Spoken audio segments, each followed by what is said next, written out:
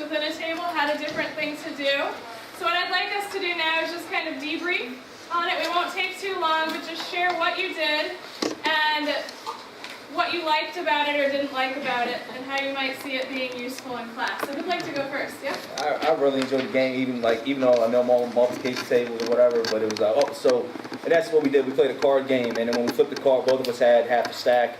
Flipped the card, and we had to determine the product. So therefore, we had to multiply the two numbers of which we had, and from there, it was a pretty exciting game, even for us being as math teachers. You know, I could only imagine the controversy, whatever that might arise with our students out of multiplying the cards. But yeah, it's pretty cool. So this one is a favorite, even with my upper level students who might not have the automaticity of the multiplication tables down, but they don't want to spend their time in class working on the multiplication tables.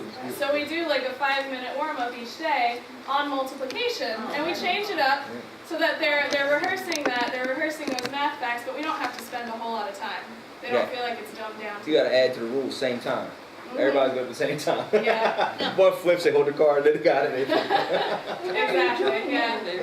All right. One extension when they get really good is have 3 people. Yeah. And then doing the more complicated multiplication. I like Do you take the face cards out, or what do you do with them? With Nah, some face students, I'll leave them in. With some students who can like do the more abstract, a jack means 11, a queen means 12. But with some students, I'll take them out, especially like lower level students. I'll just have it be. But even with that, if it was me, I would leave them in there because then they have a tendency to recognize pattern. Like so if you have the king and multiply the king. I mean, that's what I was focused on. He got it almost immediately, like a couple of times, and then I got him the next time because I recognized the pattern because he'd already said it. So again, exactly. Yeah. Excellent. All right, can I have another group or table share? Well, we didn't quite actually get to the end of the game. We were doing bingo.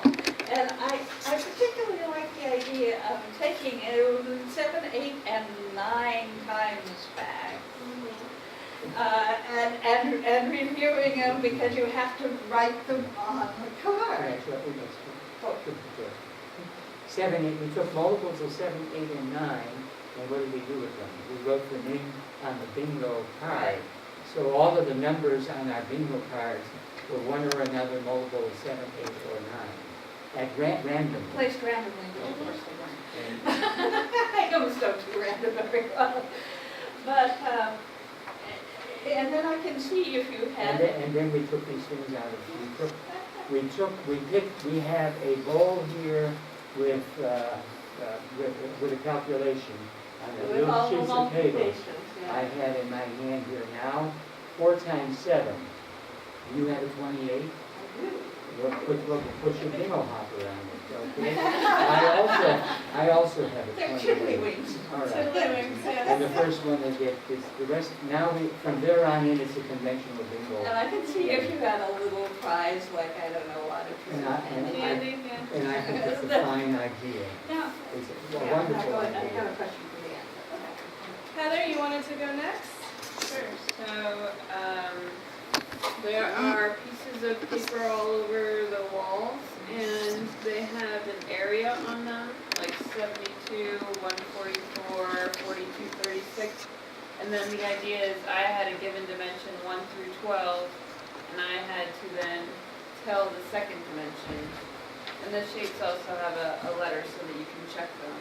So like shape I was 144, so I matched that with 12, because 12 times 12 is 144. So it gets folks walking around. And the way that I did it is I just went ahead and I wrote all the answers down first, because obviously they could go in multiple spaces, right? You could have put 36 in the 3 column, but then needed the 3 later. So it lets them decide which way they want to do that. Awesome, thanks. Who else would like to share? Well, we both write cards, and a little multiplication area, and just straightforward level 1 multiplication. So the flashcards, there was one set that was area, one set that was multiplication. So you, like another example of bringing in that geometry skill when you're just practicing the multiplication. I like how you brought in the depth of knowledge. You said it was level 1, straightforward recognition and application of a concept. Excellent work. Thank you, Ms. Ivy. Would you guys like to share what you did?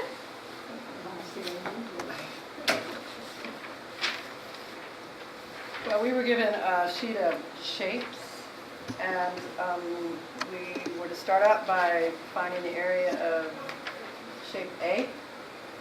And then for these other shapes, you had to go through a process of estimating what we think the length and the width would be and the area, and talk with each other about how we were doing it. I was really visually flipping things, and Janice was doing something different.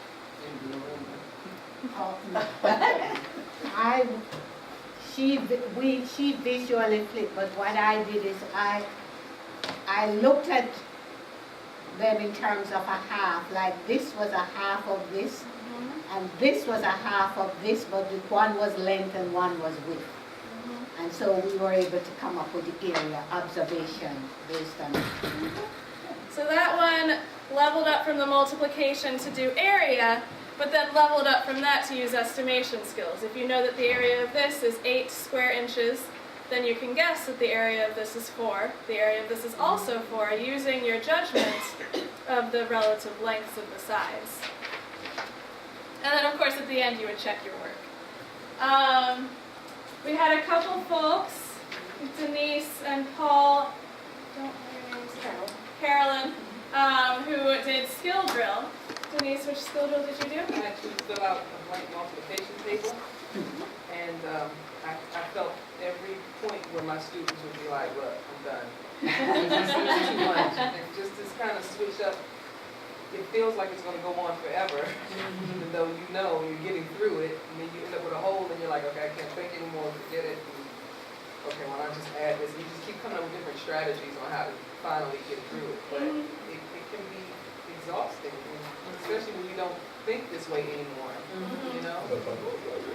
Yeah. So I think this is a really good point because, you know, one of the things about this activity is that not all of these games or drills would work for different types of students. So there might be some students who would prefer to be competitive, but there might be other students who would rather sit by themselves and fill out a chart, because the good thing about a chart is you can learn the patterns of multiplication by filling out a chart. And sometimes, you know, it's a good thing because it's about like options, you know, like let them do what's going to work for them. So in my classroom, when I do these activities, I mix it up. Because some students hate the games. They're like, why are we doing games? I want to learn stuff. I want to do real math. I want to do real math. And so for those students, I give them the worksheet that Paul had, which was an area This worksheet. would be, let me just make a comment. If this worksheet had been done with graph paper, a lot more people would engage with it. Yes. That's a good Right? point. So they Thank could you. have actually, they get it, right, counting blocks. And then Carolyn just had a straightforward multiplication problems. Right? Actually, it worked for me because I had memorized my multiplication table, so. So just rehearsing Old school. what you've made automatic, right? And then that back table, what did you guys have to do? William and Selena and Dorothy and Debbie, what was your game? We played ball, where it was pretty much like you call out a math fact on a multiplication table, say for sevens, and then you call someone's name and throw it to. So if I said 7 times 6, and then she would come up with another one. 7 times 5.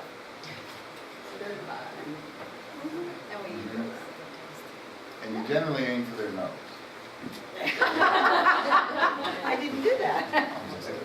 I think the problem with that, though, is you just feel a little bit on the spot. Right. Oh, I know that. What is it? So that's not one that I would start out with in a class that's not comfortable with each other. Person who gets it right. I would definitely wait Yes, until Some aggression might come it out. was a safe space. Yeah. yes, yes, yes. Great.